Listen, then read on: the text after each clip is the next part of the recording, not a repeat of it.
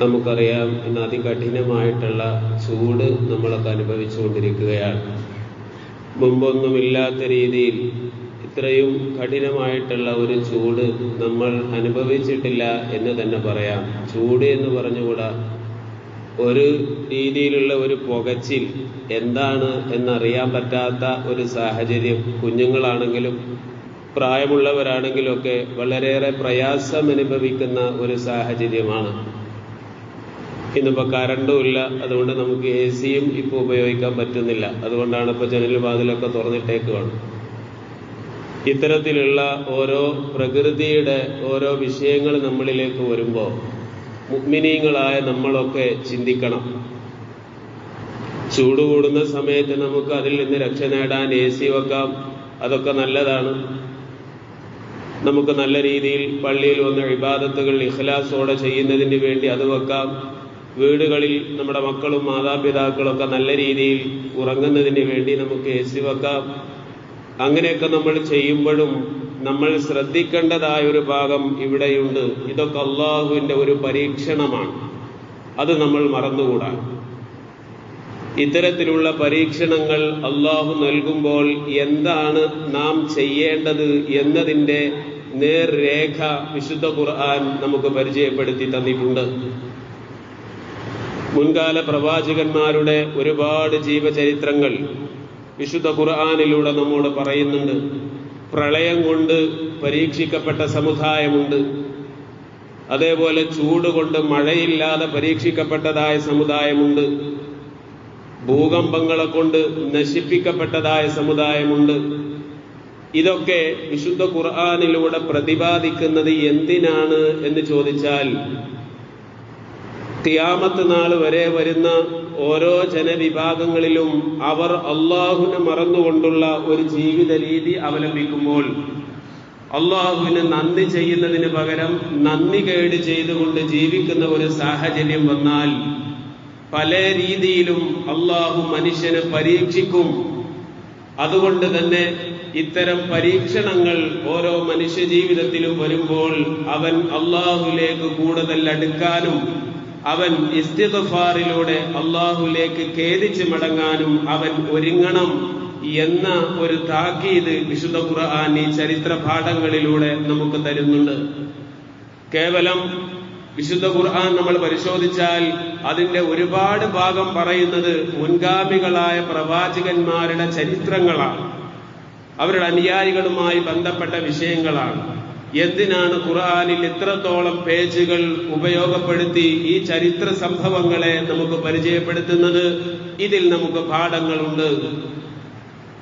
ആ സമുദായം ആ പ്രവാചകന്മാരോട് കാണിച്ചതുപോലെയുള്ള അതിക്രമങ്ങൾ നബിവചനങ്ങളോടും വിശുദ്ധ ഖുർആനിന്റെ പ്രഖ്യാപനങ്ങളോടും നമ്മൾ കാണിച്ച് ജീവിച്ചാൽ അവരെ സൃഷ്ടിക്കുകയും അവരെ മരിപ്പിക്കുകയും അവർക്ക് എല്ലാം അനുഗ്രഹങ്ങളും കൊടുത്ത അതേ അല്ലാഹു തആല തന്നെയാണ് ഈ കാലഘട്ടത്തിലും ഉള്ളത്.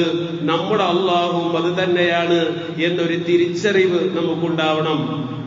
വിശുദ്ധ ഖുർആൻ സൂറത്തു നൂഹിലൂടെ ഒരുപാട് ഭാഗങ്ങൾ ഇതുമായി ബന്ധപ്പെട്ടാണ് പറയുന്നത്. നൂഹ് നബി അലൈഹിസ്സലാമിന്റെ സമുദായത്തോട് അള്ളാഹുവിന് വഴിപ്പെടാനും അള്ളാഹുവിന്റെ മാർഗത്തിൽ ജീവിക്കാനും അവരുടെ അധാർമികമായ പ്രവർത്തനങ്ങളിൽ നിന്ന് വിട്ടുനിൽക്കാനും നൂഹ് നബി അലൈഹിസ്സലാം പറഞ്ഞു. ഖുർആൻ പറയുന്നുണ്ട്, നൂഹ് നബി അലൈഹിസ്സലാമിന്റെ സമുദായത്തോട് നൂഹ് നബി അലൈഹിസ്സലാം പറയുകയാണ്, നിങ്ങൾ അള്ളാഹുവിലേക്ക് വരണം, നിങ്ങളുടെ തിന്മകൾ നിങ്ങൾ നിർത്തിവെക്കണം എന്ന് പറയുമ്പോ ഈ വാക്ക് കേൾക്കാൻ കഴിയാതെ അവർ രണ്ട് കൈകൊണ്ടും അവരുടെ ചെവികൾ പൊത്തിപ്പിടിക്കുമായിരുന്നു എന്നാണ്. നൂഹ് നബി അലൈഹി ഇസ്ലാമിനെ കാണുമ്പോ അവർ വസ്ത്രം മുഖത്തോട്ടിട്ട് നൂഹ് നബി അലൈഹി ഇസ്ലാമിനെ കാണാത്ത രീതിയിൽ അങ്ങോട്ട് മാറിപ്പോകുമെന്നാണ്. നന്മ ഉപദേശിച്ചു കൊടുക്കുന്ന, നല്ല കാര്യങ്ങൾ പറഞ്ഞു കൊടുക്കുന്ന ആളുകളോട് ഒരു വൈമുഖ്യം കാണിക്കുക, അവരെ കാണുന്നത് പോലും ഒരു ഈർഷ്യത ഉണ്ടാക്കുക, പരിഹാസത്തിന്റെ വാക്കുകൾ ഉപയോഗിച്ചുകൊണ്ട് അവരെ അവഹേളിക്കുക, ഇന്ന് സോഷ്യൽ മീഡിയകളിലൂടെ നമ്മളൊക്കെ കണ്ടുകൊണ്ടിരിക്കുന്ന ഒരു വിഷയം ഇതാണ്. അവഹേളിക്കുക, നിന്ദിക്കുക, മോശപ്പെടുത്തുക, പരിഹസിക്കുക, അവർ പറയുന്ന വാക്കുകൾക്ക് ഒരു വിലയും കൊടുക്കാതിരിക്കുക. ഇതേ ഒരു രീതി നൂഹ് നബി അലൈഹി ഇസ്ലാമിന്റെ സമുദായം നൂഹ് നബി അലൈഹി ഇസ്ലാമിനോട് ചെയ്തു. അവസാനം അല്ലാഹു തആല അവർക്ക് വെള്ളമില്ലാതെ പരീക്ഷിച്ചു. പ്രളയം കൊണ്ട് പരീക്ഷിക്കപ്പെട്ട ഒരു ജനതയാണ് നൂഹ് നബി അലൈഹി ഇസ്ലാമിൻ്റെത്. അതിന്റെ മുമ്പ് മഴയില്ലാതെ, കഠിനമായ ചൂട് കൊണ്ട്, വെള്ളമില്ലാതെ, സാമ്പത്തികമായിട്ടുള്ള അപജയം, മക്കളുമായി ബന്ധപ്പെട്ട പരീക്ഷണങ്ങൾ, സാമ്പത്തികമായ പരാജയം, മക്കളുമായി ബന്ധപ്പെട്ട രോഗപ്രയാസങ്ങൾ, വെള്ളമില്ലാത്ത സാഹചര്യം, ഇതെല്ലാം കൊണ്ട് നൂഹ് നബി അലൈഹി ഇസ്ലാമിന്റെ ജനതയെ അല്ലാഹു സുബ്ഹാനഹു തആല പരീക്ഷിച്ചു. ആ സമയത്ത് അവർ ഖേദിച്ച് മടങ്ങാനുള്ള പ്രയാസങ്ങൾ വരുമ്പോ അതിൽ നിന്ന് രക്ഷപ്പെടാനുള്ള ഒരു വഴി അല്ലാഹു സുബ്ഹാനഹു തആല നൂഹ് നബി അലൈഹി ഇസ്ലാമിന്റെ വാക്കുകളിലൂടെ ആ ജനതയെ പറഞ്ഞു കേൾപ്പിക്കുകയാണ്. ഇന്നത്തെ സാഹചര്യങ്ങളിൽ നമ്മൾ ഇത് ശ്രദ്ധിക്കേണ്ട ഒരു ആയത്താണ്. എന്താണ് നൂഹ് നബി അലൈഹി ഇസ്ലാമിന്റെ സമുദായത്തോട് പറയുന്നത്? ചൂടുകൊണ്ട് നമുക്കിപ്പോൾ നിൽക്കപ്പെടുകയില്ല എങ്കിൽ ഇതേ ഒരു സാഹചര്യം നൂഹ് നബി അലൈഹി ഇസ്ലാമിന്റെ ജനതക്ക് വന്നിട്ടുണ്ട്. ആ സമയത്ത് എന്താണ് നൂഹ് നബി അലൈഹി ഇസ്ലാമിനോട് അല്ലാഹു പറഞ്ഞത്? എന്താ പറയുന്നത്? ഇസ്തഗ്ഫിറൂ റബ്ബക്കും ഇന്നഹു കാന ഗഫാറാ. നൂഹ് നബിയെ അങ്ങ് അവരോട് പറയണം. എന്താണ് പറയേണ്ടത്? അള്ളാഹുലേക്ക് ഖേദിച്ച് മടങ്ങാൻ വേണ്ടി പറയണം. ഇസ്തിഗ്ഫാർ ചൊല്ലാൻ, പടച്ചവനെ ഞങ്ങൾ അവിവേകം കാണിച്ചു പോയി, ഞങ്ങൾക്ക് പുറത്തു തരണേ അല്ലാ, അസ്തഗ്ഫിറുല്ലാ അസ്തഗ്ഫിറുല്ലാ എന്ന പൊറുക്കലിനെ തേടുന്ന ഈ വചനം അവരോട് നിങ്ങൾ പറയണം. അള്ളാഹുവിനോട് ആ രീതിയിൽ ഖേദിച്ചു മടങ്ങാൻ അവരോട് കൽപ്പിച്ചു. നൂഹ് നബി അലൈഹി ഇസ്ലാം അവരോട് പറഞ്ഞു ആ രീതിയിൽ.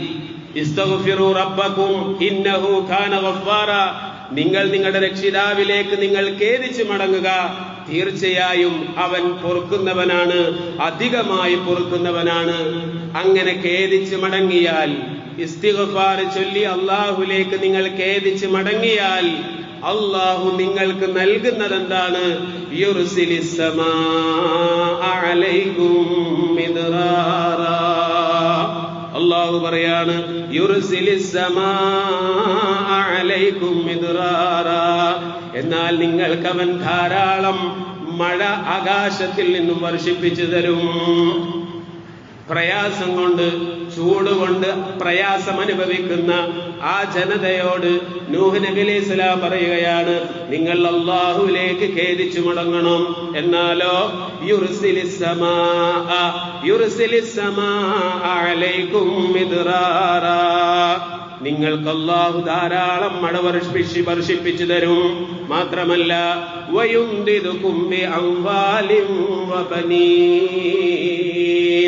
നിങ്ങളുടെ സമ്പത്തുകളിൽ, നിങ്ങളുടെ മക്കളുകളിൽ അല്ലാഹു നിങ്ങൾക്ക് അതിൽ പോഷണം നൽകും, അതിൽ അഭിവൃദ്ധി നൽകും. വയജ്അൽ ലക്കും ജന്നാതിൻ വയജ്അൽ ലക്കും അൻഹാറാ. നിങ്ങൾക്ക് അവൻ സുന്ദരമായിട്ടുള്ള അരുവികൾ നൽകും, തോട്ടങ്ങൾ നൽകും. ഇതൊക്കെ ആലങ്കാരിക പ്രയോഗങ്ങളാണ്. ജീവിതാഭിവൃദ്ധി അല്ലാഹു നിങ്ങൾക്ക് നൽകുമെന്ന് നമ്മൾ സാരമായ അർത്ഥം വെക്കാം.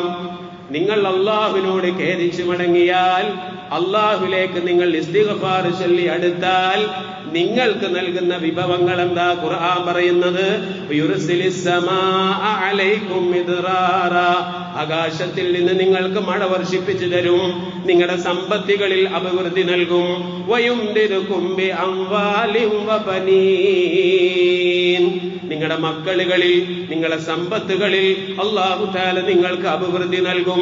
വയജ്അൽ ലക്കും ജന്നാതിൻ വയജ്അൽ ലക്കും അൻഹാറാ. നിങ്ങളുടെ തോട്ടങ്ങൾ, നിങ്ങളുടെ അരുവികൾ അല്ലാഹു തആല നിങ്ങൾക്ക് നൽകും. ജീവിത അഭിവൃദ്ധി അല്ലാഹു തആല തരും. ജീവിതത്തിൽ പ്രയാസങ്ങൾ വരുമ്പോ, അല്ലാഹുവിന്റെ പരീക്ഷണങ്ങൾ വരുമ്പോ അതിൽ നിന്ന് രക്ഷപ്പെടാനുള്ള വഴി വിശുദ്ധ ഖുർആൻ നമുക്ക് പറഞ്ഞു തരുന്നത് അല്ലാഹുവിലേക്ക് ഇസ്തിഗ്ഫാറുമായി അടുക്കുക എന്നുള്ളതാണ്. ഈ സാഹചര്യങ്ങളിൽ പ്രിയപ്പെട്ട എന്റെ മുഅ്മിനീകളെ, നമ്മൾ ചിന്തിക്കേണ്ട ഒരു വിഷയമാണിത്. കഠിനമായ ചൂടാണ്. അപ്പൊ ഞാനിവിടെ പ്രസംഗിക്കുന്നുണ്ട്, വിയർത്തൊലിക്കുകയാണ്. നമ്മൾ ഓരോരുത്തരും അങ്ങനെയാ. ഏത് സമയം പുറത്തു നിൽക്കാൻ പറ്റൂല, അകത്ത് നിൽക്കാൻ പറ്റൂല, വല്ലാത്തൊരു സാഹചര്യമാണ്. AC ഒക്കെ വെച്ച് നമ്മൾ തണുപ്പിച്ചാലും ആ റൂമിന്റെ അകത്തല്ലേ നമുക്ക് പറ്റുള്ളൂ. എന്നാൽ ഇന്ന് വൈകുന്നേരം ഒരു മണിക്കൂർ ഒരു മഴ അല്ലാഹു തആല നമുക്ക് വർഷിപ്പിച്ചു തന്നാൽ ഒരാൾക്ക് മാത്രമല്ല, AC കാശുള്ളവനെ വെക്കാൻ പറ്റുള്ളൂ, അല്ലെങ്കിൽ അവനെ സഹായിക്കാൻ ആളുകളുണ്ടെങ്കിലേ വെക്കാൻ പറ്റുള്ളൂ എങ്കിൽ എല്ലാവർക്കും, ഈ പ്രകൃതിയിലുള്ള പക്ഷികൾക്കും ജീവജാലങ്ങൾക്കും പാവപ്പെട്ടവനും എല്ലാവർക്കും സന്തോഷകരമായ പ്രകൃതിയുടെ ഒരു തണുപ്പ് ലഭിക്കണമെങ്കിൽ അല്ലാഹുവിന്റെ മഴ തന്നെ വേണം. അതുണ്ടെങ്കിലേ പറ്റൂ. ഇത് ലഭിക്കണമെങ്കിൽ നമ്മൾ ചെയ്യേണ്ടതായ വിഷയമാണ് ഈ വിശുദ്ധമായ ആയത്തുകളിലൂടെ നമ്മോട് പറയുന്നത്. നമ്മൾ അള്ളാഹു ഓരോ പരീക്ഷണങ്ങൾ തരുമ്പോ ആ പരീക്ഷണങ്ങളെ ഭൗതികമായിട്ടുള്ള കണ്ടുപിടുത്തങ്ങളിലൂടെ എങ്ങനെ നമുക്ക് അതിജയിക്കാം എന്നുള്ളതാണ് ആധുനികമായ മനുഷ്യൻ ചിന്തിക്കുന്നത് എങ്കിൽ അതിൽ തെറ്റ്. അള്ളാഹുവിനെതിരെ മത്സരിക്കുന്നു എന്ന ചിന്തയില്ലാതെ ഭൗതികമായിട്ടുള്ള സുഖങ്ങളൊക്കെ നമുക്ക് അനുഭവിക്കാം. അതോടൊപ്പം അതിലുപരിയായി ഇത് റബ്ബിന്റെ ഒരു പരീക്ഷണമാണ് എന്ന തിരിച്ചറിവിൽ എല്ലാവർക്കും അതിൽ നിന്ന് രക്ഷപ്പെടാനുള്ള ഒരു വഴിയും നമ്മൾ ഓരോരുത്തരും ആലോചിക്കേണ്ടതുണ്ട്. ഏതെങ്കിലും ഒരു വ്യക്തിയുടെ മാത്രം ഒരു വിഷയമല്ല ഇത്, എല്ലാവർക്കും ഇത് ബാധകമായിട്ടുള്ള വിഷയമാണ്. എന്താണ് നമ്മൾ നിർവഹിക്കുക, എന്താണ് നമ്മൾ ചെയ്യുക? ഇസ്തിഗ്ഫാർ തന്നെ. മഴയെ തേടാനുള്ള ഒരു നിസ്കാരം എന്ന് പറയുന്ന ഒരു നിസ്കാരം ഉണ്ട്, കിതാബുകളിലൊക്കെ കാണാം. അത് പ്രധാനമായും വെള്ളമില്ലാത്ത ഒരു പ്രദേശങ്ങളിലാണ്. നമ്മളെ സംബന്ധിച്ചിടത്തോളം വെള്ളമില്ലാത്തൊരു സാഹചര്യം ഇപ്പോഴില്ല. അതുകൊണ്ട് ഇവിടെ നമ്മുടെ ഈ പ്രദേശത്ത് വേണമെങ്കിൽ അതിനുള്ള സാഹചര്യമില്ല എന്ന് പറയാം. എന്നാലും ചൂടുണ്ട്. ഈ മഴയെ തേടുന്ന നിസ്കാരത്തിലുള്ള പ്രധാനമായിട്ടുള്ള ദിക്ർ എന്ന് പറയുന്നത് ഇസ്തിഗ്ഫാറാണ്. അള്ളാഹുവിനോട് പൊറുക്കലിനെ തേടുക. അസ്തഗ്ഫിറുല്ലാഹ് അസ്തഗ്ഫിറുല്ലാഹ് എന്ന നിസ്കാരങ്ങളിലും അതിന് ശേഷമുള്ള ഖുതുബകളിലും ദുആകളിലുമൊക്കെ അധികമായി അധികരിപ്പിച്ചുകൊണ്ട് ഇസ്തിഗ്ഫാറിലൂടെ മാത്രമാണ് ഈ രീതിയിലുള്ള പരീക്ഷണങ്ങളിൽ നിന്ന് രക്ഷ നേടാനുള്ള വഴി എന്നതാണ് ഈ ഖുർആനിന്റെ വചനം നമ്മോട് പറയുന്നത്. മാത്രമല്ല, വിശുദ്ധ നബി വചനത്തിലൂടെ നമ്മൾ പരിശോധിക്കുമ്പോൾ മുമ്പ് ഞാൻ ഓർമ്മപ്പെടുത്തിയ ഒരു ഹദീസുണ്ട്. മൻ ലസിമൽ ഇസ്തിഗ്ഫാറ, ആരെങ്കിലും ഒരു ഇസ്തിഗ്ഫാറിനെ അസ്തഗ്ഫിറുല്ലാഹ് അസ്തഗ്ഫിറുല്ലാഹ് എന്ന് പറയുന്നതിനെ ഒരാൾ ദായിമായി പതിവാക്കി കൊണ്ട് നടക്കുന്ന ഒരാളാണെങ്കിൽ അവന്റെ ജീവിതത്തിൽ അവന് അഭിവൃദ്ധി നൽകും. അവന്റെ ജീവിതത്തിൽ അവന് നന്മ അല്ലാഹു തആല തരും. അവന്റെ എല്ലാ ലീഖ് പ്രയാസങ്ങളിൽ നിന്നും രക്ഷപ്പെടാനുള്ള വഴി അല്ലാഹു തആല അവന് തുറന്നു കൊടുക്കും എന്നൊക്കെ ഹദീസുകളിൽ കാണാം. അപ്പൊ എന്താണെങ്കിലും ഇസ്തിഗ്ഫാർ വളരെ ഇമ്പോർട്ടന്റ് ആയിട്ടുള്ള ഒരു വിഷയമാണ്. അതുകൊണ്ട് എന്റെ പ്രിയപ്പെട്ടവരെ, ഈ നമുക്ക് വന്നു വെട്ടിട്ടുള്ള ഈ ഒരു ചൂടിന്റെ പ്രയാസങ്ങളിൽ നിന്നും വിഷമത്തിൽ നിന്നുമൊക്കെ നമുക്ക് രക്ഷപ്പെടാനുള്ള ഒരു വഴി ഇസ്തിഗ്ഫാറാണ് എന്ന് ഖുർആൻ നമ്മോട് പറയുമ്പോ ആ ഒരു പോയിന്റിൽ നമ്മളെല്ലാവരും ഉറച്ചു നിൽക്കുക. നമ്മുടെ ജീവിതത്തിൽ ഒറ്റക്കുള്ള ദുആകളിലും കൂട്ടമായിട്ടുള്ള ദുആകളിലുമൊക്കെ ഇസ്തിഗ്ഫാർ ചൊല്ലി നമ്മൾ അല്ലാഹുവിനോട് ദുആ ചെയ്യുക. അല്ലാഹു തആല തീർച്ചയായും നമ്മുടെ ദുആനെ കബൂലാക്കും എന്ന് തന്നെ നമുക്ക് വിശ്വസിക്കാം. അല്ലാഹു നമ്മളെ ആട്ടി ഓടിക്കുന്നവനല്ല. അല്ലാഹു നമ്മളെ പറ്റെ അകറ്റുന്ന മാറ്റി നിർത്തുന്നവനല്ല. കേണപേക്ഷിച്ചുകൊണ്ട് അള്ളാഹുലേക്ക് നാം മടങ്ങിയാൽ അള്ളാഹു താല നമുക്ക് അഭിവൃദ്ധി തരും, നൽകുക തന്നെ ചെയ്യും. അള്ളാഹു താല നൽകുമാറാവട്ടെ. ആമീൻ എന്ന് ദുആ ചെയ്തുകൊണ്ട് ഞാൻ അവസാനിപ്പിക്കുകയാണ്. അതിന്റെ മുമ്പ് ഇസ്തിഗ്ഫാറിനെ കുറിച്ചാണല്ലോ നമ്മൾ പറഞ്ഞത്. ഒരു 10 കുറഞ്ഞ ഒരു 1-2 മിനിറ്റ് മാത്രം എല്ലാ ആളുകളും ഇന്നൊന്ന് ക്ഷമിക്കണം. നമുക്കിപ്പോ ഇതിന്റെ അള്ളാന്നുള്ള ആ ഒരു കാഴ്ചപ്പാടിലേക്ക് നമ്മളെ ചിന്തയൊന്നും പോയിട്ടില്ല. അല്ലാതെ ആ വഴിക്ക് നടന്നോളൂ. എല്ലാവരും ഇങ്ങോട്ട് ശ്രദ്ധിക്കുക.